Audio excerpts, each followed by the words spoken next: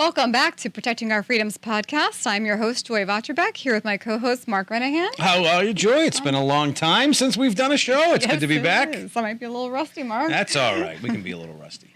Well, we have back with us again Alan Dowd, our senior fellow here at the American Security Council Foundation. And we're going to discuss his two articles, one from March and one from April, regarding the Ukraine-Russian war and NATO. The March article is titled Common Interests and Common Enemies, and the April article is titled NATO Must Be Ready to Respond to a WMD Attack. Alan, how are you, by the way? Good to be here. Good to be back. Doing well. No complaints. And wish we were not talking about this terrible war, but good to talk with you two always. Yeah, and Alan, I apologize. I missed your you and Joy's first podcast. We had some technical issues, but I like I told you previously, I have a ton of questions about all this, and I just thought we would jump right in if that's all right with you. Sure, absolutely. Hope I can be helpful. Let's just say on our last podcast, we did discuss this upcoming possibility of Ukraine-Russian war. So we're kind of going right from that into what is now reality. All right, so let me ask you guys, the last time you guys talked, the war had not started yet. No, we were preparing that it might. It was a couple of days before, I think. It was just prior, yes, right? All right, so I guess I'll ask the both of you. Yeah, it was just a few days before. Joy and I were talking about how we were proud in a way that we had used the American Security Council had offered a platform for some forward-looking ideas and possibilities that we were really serving the public interest and helping people think about what could be coming down the pike, and sadly it did. Yes. Yeah, I must say that Joy had told me on several occasions that she believed Putin was going to invade, and I specifically said, no way, you're overreacting, and it looks like you guys who are into the national security experts were right, and I was wrong. But, so, Alan, and the both of you, and Joy also, my main question is let me go back to the beginning of this. Just, I know you may have talked about this already, but if I'm a lay person on the street and I'm, wondering about this war, Alan, what would you say is the main, as quickly as you can, I know that's a tough little whatever on you, but the main reason that Putin invaded, was it because of NATO trying to get Ukraine to join? Was it people on his borders? What is your opinion on that? Well, the real reason is different than his rationale. What he gives us the reason is that he needed to, his words, denazify, demilitarize Ukraine. Neither of those things needed to be done, and that Ukraine was somehow threatening Russia, which is laughable on its face. The actual reason, I think, is fairly obvious, and it's that he sees Ukraine and NATO and Ukraine's movement towards Western institutions like NATO and the European Union as a threat. Ukraine's steady and in more recent years very rapid move toward liberal democracy, de-corruption, and becoming a truly independent country is something he can't countenance. He is opposed to. He sees NATO as a threat to Russia. He's, the first leader of free Russia, Boris Yeltsin, didn't see it that way at all. Boris Yeltsin's foreign minister didn't. Mikhail Gorbachev, the last leader of the Soviet Union, even said we should let the countries of Eastern Europe decide for themselves. Now that's before the Soviet Union imploded. But so I would say that Putin's rationale is different than the actual reason. The real reason is he sees Ukraine and NATO, Ukrainian independence and NATO just existence as a threat. He is not a communist. He's a Russian imperialist. He wants to reconstitute the Russian Empire, and he did that. He started to do that piecemeal, and I would submit cleverly, with kind of salami slices of Georgia and Ukraine. And I think he either got impatient or I don't really know what caused him to really go to try to seize the whole of Ukraine with 150,000 troops. That's an insane idea, a 44 million nation country and a country that's quite unified. And as we've learned, as we've seen, pretty well armed too. But that's what he did. So I think it has a lot to do with his imperial instinct and a lot to do with his views of Ukrainian democracy and independence and NATO's existence. That's a good question, Mark. One of the, I'm sorry to cut you off, Joe, but I have to ask you're this fine. too. Is why now? Why did he wait till now? I mean, he's had the opportunity to do it.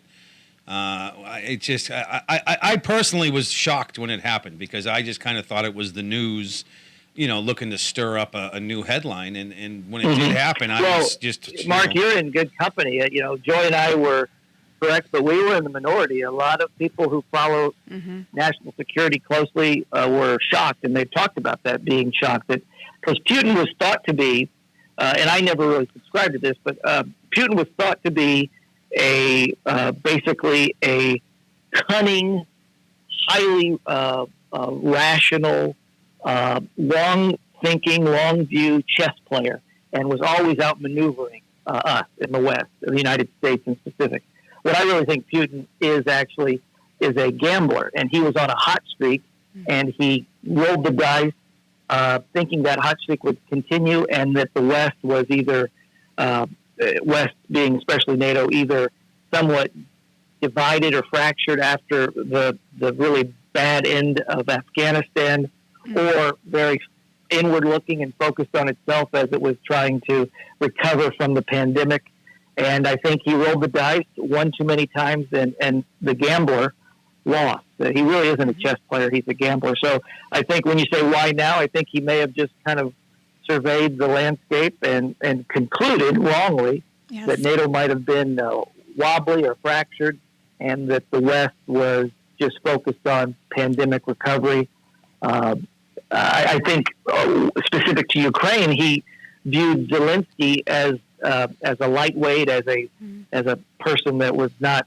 He doesn't see Ukraine as a real country, but the Ukrainian leadership he just didn't see as really up to the task of being a wartime leader or wartime government, and that was proven wrong too. I would just like to add one last thing, is that you're both very humble, I must say, on your prediction, because if it was me, I would have started the show with, hi, we are discussing Ukraine today, which I called the invasion on. So you're both quite humble. Great work there. But Joy has some questions. I'll let her talk. Sorry. Well, it's not something that I think that we wanted to happen. No, I agree. War is terrible. That's true. And That's very true. Anytime. That's right. But I am glad to see, Alan, as we discussed in the last podcast, your article on that NATO must stand firm together against Putin demands, and they have. Even Germany has agreed to stop the Nord Stream pipeline, which is very important to them. And in your March article, you laid out, and it was, I think, a little surprising to me. I was glad to see Turkey turn around the way they did and support the Ukraine. And you mentioned in there, which I wanted to ask you, can you? Turkey was able to close the Black Sea Straits to Russian warships. Can you tell our listeners why Turkey has that ability to close the Black Sea Straits? Sure. There's something known as the Montreux Convention that granted Turkey this special authority because it sits astride, as you guys know. Maybe some of the listeners don't, but most listeners probably do. Turkey sits astride the entry point to the Black Sea, and is basically that those Bosporus Straits connect the Black Sea with the Med, and Turkey sits on both sides of those straits, and so that convention empowered Turkey and entrusted Turkey with the authority or the right to in the interest of international security and in the interest of limiting war and promoting security. It empowers Turkey to play that role in the event of a war. And Turkey concluded it was a war, correctly so. Didn't take them long, which was good. And so it's basically bottled up that area. There are discussions now going on that NATO, which Turkey's a member of, as you guys know, NATO should steam more ships. There's NATO members on the Black Sea, all along the Black Sea, including Turkey, Bulgaria, Romania. But that NATO should steam some ships into the Black Sea to enforce just basic international freedom of the seas, because Russian ships and Russian mines apparently are preventing or slowing normal maritime traffic. It's an interesting idea, and I myself would be open to that. It would be a bit of a risk, but I think in this case it would stretch the Russian military in a way, and we being NATO and the coalition within NATO that has the best naval muscle, could basically say we're just enforcing international law.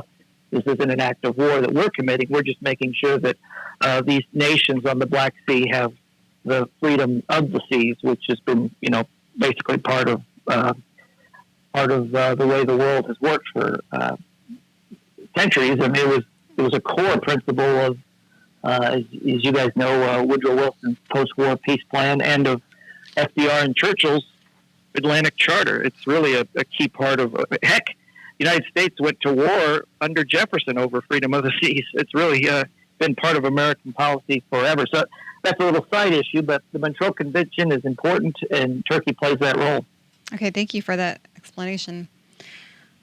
I don't mean to cut in again, No, but go ahead. I always get questions I need to. So one of the things that, when I talk to my buddies who are into this, Alan and Joy, that they asked me is, when the war started, everybody predicted that Russia would crush the Ukraine very quickly, myself included. And another thing I've been wrong on is I assumed they would just, wipe them right out. But the one thing I was curious about, Alan, that you kind of just touched on, and maybe the two of you could answer me this: how come the Russian Navy hasn't just pulled up and just wiped out all the, aren't they larger than their ships there stopping the Russian Navy from total annihilation? It just seems to me that he has been, I don't know if Russia has held back. I don't want to say he's held back. I know what's going on there is terrible, but what is keeping the the Russians from wiping them out, I guess? Well, there have been some, Ukraine is armed with some, they need more, and they're getting more from the British, it looks like, which is great. Some coastal anti-ship missile batteries. Okay. And those are in play. There was a very vivid example of either a missile strike or sabotage, we don't know, by the Ukrainians against Russian ships that were offloading on one of the Black Sea ports of Ukraine. Devastated. It destroyed one Russian ship, damaged another. I think at least 3 or 4 Russian ships have been damaged or destroyed. The Russian Navy is not a powerhouse. It's not what it was in the Soviet era. Ukraine doesn't have much of a naval force. So I would say that the one reason is they may be concerned about losing more shipping just because of even Ukraine's rudimentary defenses. Another factor, though, Mark, is, and it's been proven and shown kind of laid bare throughout the first 5 weeks, especially those first 2 weeks, is the Russian military is clearly not capable of conducting what the United States and some of its closest allies are able to conduct, and that is kind of a multi-domain and a kind of warfare that involves all 3 or 4 kinds of and dimensions of military operations: air, land, sea, space. You can add cyber to that. So that may be another factor that they basically cannot. I heard I'm an expert in U.S. national security history and U.S. foreign policy, not in the art of war and warfare. But from what I understand, I heard a defense expert, an arms expert, say that the Russians basically are conducting a war like a pre-1984 war, which is here's an area, a block of the battle space, and only ground operations can happen in that battle space because we don't have the ability to have air, ground, and sea attack that battle space, that same block of space, that same 3-dimensional space at the same time, for fear that we'll commit fratricide and hit our own, have red on red or blue on blue attack. So that may be another factor in their maritime operations not being very significant on the coast there. But I know they want, it's clear that the Russians want to win that town Mariupol, which has been pounded, and then get all the way down to Odessa, which would basically allow the Russians to control all of that northern part of the Black Sea. coast. And cut off the Ukraine from the Black Sea. Yes, and exactly. And Joy's right. Ukraine would become a landlocked nation in that case. That's right. And you mentioned Mariupol, and that's going to be one of my questions here, is moving on to your April article where you discussed the possibility of using weapons of mass destruction. Right. And it has already been talk about the possibility that they have used some chemical weapons in Mariupol, and that's being investigated, if I understand correctly. Yeah, I've read the same open source things that you have. Like you, I only have access to open source materials. But it does sound like what they have done there, what the Russians have done there, is used a crowd control or a crowd control type gas, which is like tear gas, a real souped up version of tear gas to try to in large amounts to try to interfere with what's remaining the defense there.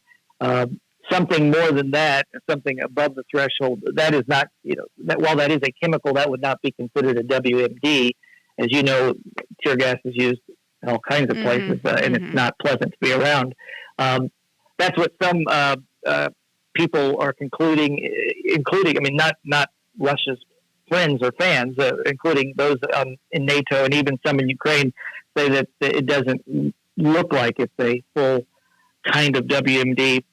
It's also very difficult, as you know, Joy and Mark, to investigate and to do the kind of forensics you have to do in a war zone, especially a place like Mariupol, where they're not even letting the Red Cross in, let alone a UN or an OSCE monitoring team who could investigate whether, or let alone the Ukrainian military experts who could investigate whether it was a full-blown nerve agent or some type of chemical. Like you read my piece, Joy. We should hope and pray it's not, because I do think that would open. That would basically. It's very clear from what I've heard and read from many NATO leaders that changes the game totally, and NATO would some core group of NATO would respond militarily at that point, and then we're up the escalation ladder, and that is a really scary thought. That was going to be one of my questions to you, what you thought would happen in such a case. I was going to ask, like, again, from the average person type of view, I think one of the biggest fears that you hear about the Ukraine war is people believe that World War III will break out. In your opinion, Alan, if let's say, and again, it's not a tear gas situation, where let's say there's a clear cut, he drops a sarin gas bomb on one of the cities or something like that. What do you think, A, should be the response, and B, will be the response? And I know these are all loaded questions. So Sure. Well, I do think that just given what the President of the United States, the Secretary General of NATO, the Prime Minister of Britain, several other NATO leaders have said, there would be a military response that would go above and beyond what NATO is doing. I think NATO is, by the way, doing quite a bit for Ukraine. Ukraine's not a member of NATO. NATO's Article 5 all-for-one security commitments don't apply to Ukraine. So I think NATO's doing all it can to help Ukraine defend itself. Obviously, you could defend and you could deliver different kinds of weapons. But I do think, given what those leaders have said, the alliance or some number of members of the alliance would respond militarily against Russian forces. What I think, and it's gratifying, or it's heartening, not gratifying, it's heartening to know that there is a national security task force that was created in February to look at these very scenarios and to have things ready to go if it happens. I'm confident that task force has given the president and the Secretary of Defense a set of options. I'm confident those have been shared with key partners in NATO, that what I would call the power projecting partners in NATO, countries like Britain, France. Certainly they'd be the top of the list. The Poles seem to be leaning forward. Norwegians, Germany's had quite a turnaround in the last month, as Joy alluded to. But so I would say that there would be military strikes if they had conclusive evidence, or if there was some terrible scene, and you and I, the three of us, could conjure up some terrible, scene where a town is just strewn with a bunch of dead civilians, clearly with no other evidence of any kind of battle wounds or battle damage except for just an extermination attack of chemicals. That would, I think, prompt a military response. I outlined some of those in that article that Joy referenced. The options, I think, would run the gamut from, hitting command and control facilities of the Russian military inside Ukraine, maybe hitting Russian troops deployed outside Ukraine but not in Russia, which is to say Syria, Libya. There's Russian troops in other parts of Africa. U.S., British, French ships could, in a standoff way, hit targets anywhere on the earth in a simultaneous fashion, which delivers quite a jolt or quite a message.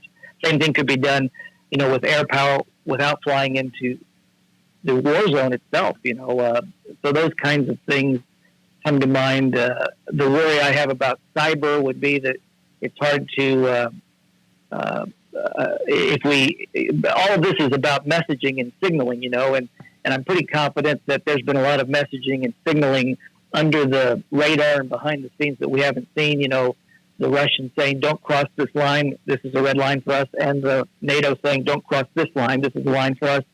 But one of the messages, if you go into the cyber realm, is Russians have shown they're very good at that, and they've reached out and hit us pretty hard a couple times. The energy attacks back in summer last year were Russian attacks that snarled our energy supplies in the southeast. There was a food processing attack that snarled a lot of chicken and beef processing effects.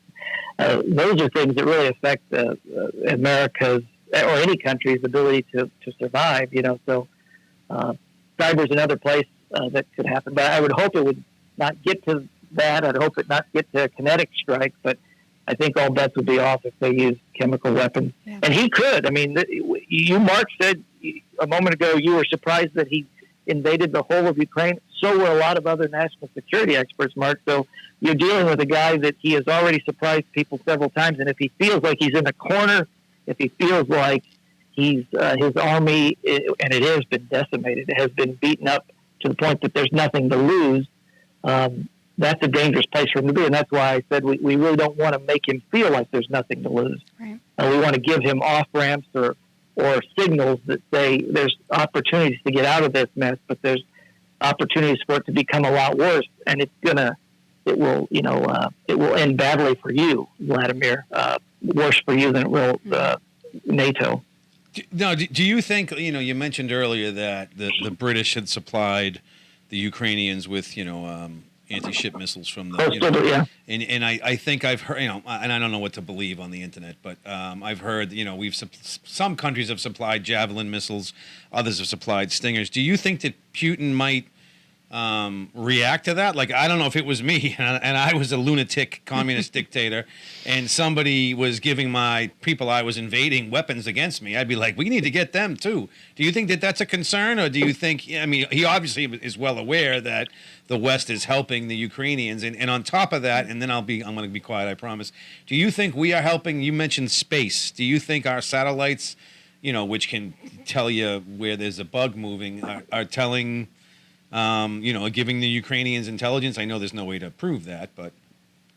Absolutely. I'll always answer the second part first. One of the main stories of Wall Street Journal today is talking about the U.S. intelligence flow to Ukraine. And the way it was explained to me was the United States has a great intelligence gathering capacity, every kind of intelligence, human intelligence, signals intelligence, satellite intelligence, open source intelligence. We're able to put all that together, and for allies and partners, we can get an intelligence package, put it together, scrub it of some certain things that we want scrubbed, and then hand it off to the partner or the ally. From what I understand, what we've been doing for quite a while with Ukraine is we get that intelligence and scrub it, but instead of handing it off, they're, in a sense, in the same room. as we gather that intelligence. So it's taking away a step, in a sense, of what we normally do with an ally or partner who we share intelligence with. That may not mean that we're giving them everything we know, but I think it's awful darn close, the way they're targeting things and the effectiveness they've had in targeting and the effectiveness they've had in maneuver warfare and small unit tactics. Now, that shouldn't take anything away from the Ukrainians' incredible tenacity, ferocity, creativity in fighting a much larger, much better equipped, and should be better prepared military. Putin was planning this for 8 months, for goodness sake. So the Ukrainians deserve all the credit. But I would say that the answer to your second question is there's no doubt that they're getting a lot of very quick turnaround, close to real-time intelligence from the United States, and the Journal talks about some of that today. On the first part of your question, I should have answered that. But what was that, Mark? Do you remember? It was. Do you think that Putin may try to strike back against the countries that are aiding? Because of supply lines. Yeah. He certainly had every chance to do it. You know, they have cruise missiles, they have standoff missiles as well. In fact, most of the interesting thing, because Ukraine's air defenses have been so good, a lot of Russian air attacks happen from inside Belarus and Russia. They don't even go into Ukrainian airspace, so they fire these standoff weapons, pardon me, and then they circle back to air bases in Belarus or Russia. They also have ground-based missiles and long-range artillery that they've used, the Russians. And they have the reason I mentioned that, Mark, is they have the capacity to hit anywhere in Europe if they want, or anywhere along the Poland-Ukraine border. And they've done that very rarely. So they haven't done things to interdict that flow of supplies from NATO. Now, I suspect there's more than one inbound point. I hope there is. I suspect there is. And I think NATO's trying to shift those, to different, those inbound points, probably trying to jostle those. But short answer to your question is he could do it. Maybe the answer to your question, though, is why isn't he doing it? Is he knows that if he were to hit, the Polish border, that would be an act of war against NATO. And the interesting thing about Putin, even though I called him a gambler, I don't think he's dumb. And he's never attacked with kinetic military force a NATO member. He respects NATO's Article 5 commitment. It's no coincidence that Georgia and Ukraine aren't in NATO, and he's attacked both of them. Right. But he's never attacked NATO. So it may be just that he's made a calculation that I don't want to kill a U.S. or British contractor or uniformed personnel that's delivering something across the border, and I certainly don't want to hit something in Poland or another NATO member that's maybe being used as an egress point, whether it be Romania or something on the water. I couldn't agree with you more, Alan, on that point. And as well as what you said earlier, if he's backed into a corner as Putin, that he could act more aggressively with weapons of mass destruction. So we certainly want to try to deter him, as your article speaks, and give him an option to get out of this peacefully. Yeah, and you and I are on the same page there. And he is certainly, I'm sure he's, we can't get into his head, but I'm certain that he's stunned by the reaction of NATO. He's stunned by the unanimity of NATO. He's stunned that by June, Finland and Sweden will be turning in their paperwork to join NATO, which here's where I will brag, Mark. I predicted that about Sweden 2 years ago, and I predicted it about Finland in February, when the Finnish prime minister was saying it would never happen. So now he's just hurried up the process. That's right. So I think he's stunned by and NATO. Those of us who study the Cold War, like Joy and I, and who are like ASCF, believe in peace through strength. No, that's what NATO's about. It's really not designed to wage war. It's designed to deter war, and it's really been good at that. And when it's shoulder to shoulder, it is an incredibly formidable, and if you're on the receiving end, scary enemy to have, and it's a great friend to have, and it's proved that as it leans forward, from the Baltic Sea all the way down to Bulgaria and the Black Sea now. NATO is really shoulder to shoulder, and I don't think Putin ever expected that. And you're right, Mark, you said he did expect. This is not conjecture. It's clear. It's proven in things that Russian personnel and leadership have said. He expected a 3-day war and a toppling of the Kiev government and an installation of a puppet in 3 days. That's what he expected. So all of this has him, I think, stunned, and his military is being chewed up, and that's really his problem. He's kind of like a bully who picked a fight, and he thought he was going to just walk all over him, and that turned out the wrong way. That's right. And he's like a bully in another way, too, Mark. He's like a bully who kept picking fights, and NATO and the United States kind of kept backing off. And he finally, I use the term, rolled the dice one too many times, or threw a punch at the wrong place. And he's paying the price. You go the wind and reap the whirlwind. It turns out that Seinfeld was wrong, and Ukraine is not weak. It is very strong, if you remember the episode of Seinfeld. Sorry. I sure do. All right. As soon as this happened, I couldn't stop thinking of them on the subway. Ukraine is weak. Anyway. I'm very proud of them, like you said earlier, and they are getting a lot of support from NATO countries and the U.S. And they are, and that we can do more, and I think we should. I think we should give NATO members, and with the United States in the lead, should give Ukraine everything it needs to defend itself. And if he wants MiGs from the Poles and the Czechs, we should get those there, and we can backfill those into Poland and Czech Republic with American planes. We're doing that with the tanks. You guys have seen there's great video. There's no coincidence why NATO's doing it. Polish, huge rail lines receiving the first shipment of 250 M1A2 tanks from the United States, rolling into Poland, coming off of those ships, and then rolling into Poland, and then Poland sending tanks, and the Czechs are sending tanks back into Ukraine. And so I say send them what they need to defend themselves. I don't think NATO troops should be in Ukraine, but the calculus would have to change if he used the WMD. Yes. And I think my final question, you touched on this a little bit, that he has gone into Georgia. That's not a NATO nation. That's right. And had he won this war in like 3 days, as he thought he might, I think my question would be, do you think he would move on from there, more into Georgia, more into some other countries that are either non-NATO, or even be bold enough to go into Poland? I'm of the view that he would have pushed as far as he could have pushed, and that would have been not just the former Soviet states, but into Eastern Europe. Obviously, the Baltics are former Soviet states that are members of NATO: Estonia, Latvia, and Lithuania. But he doesn't accept the post-Cold War security order. He just doesn't. He doesn't accept what Mikhail Gorbachev and Boris Yeltsin.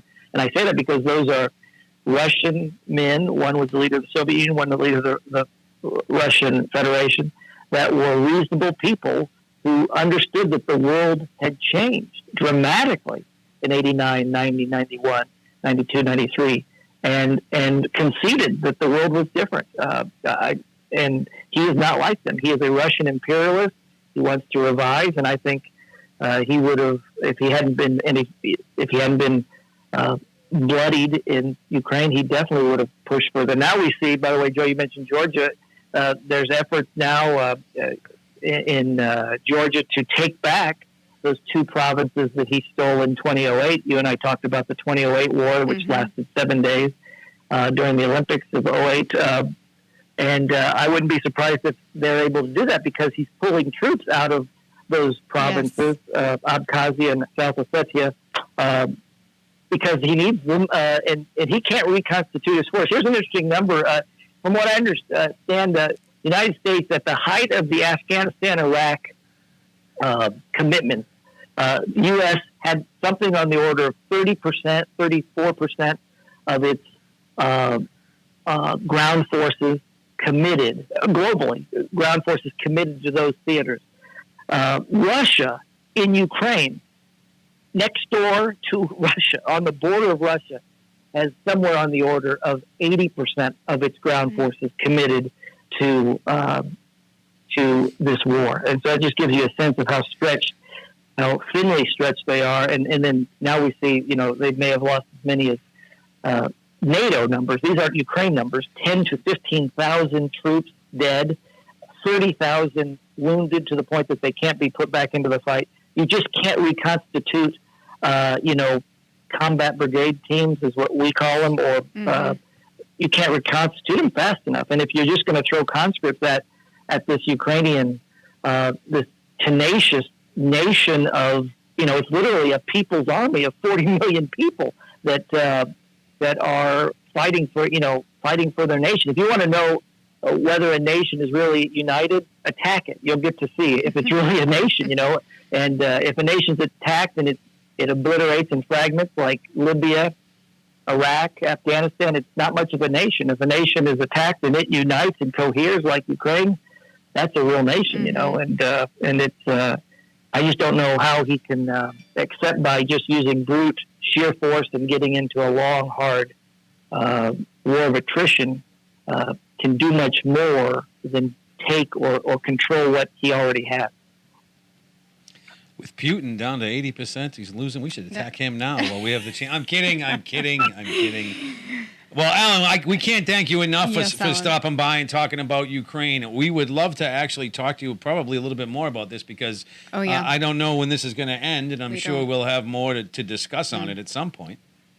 Yes, I sadly think you're right. Just because you have one power that is, in a sense, too strong to lose, it's really going to be up to Putin, and he's invested so much that there kind of becomes a inertia to not quit, because you've invested so much men and material into it. And then you have another country, a power that's fighting for its life, and so there's not an incentive to quit on their side at all. So it's and they're getting arms and weaponry and intelligence, like you mentioned, Bart. So it could go on a long time.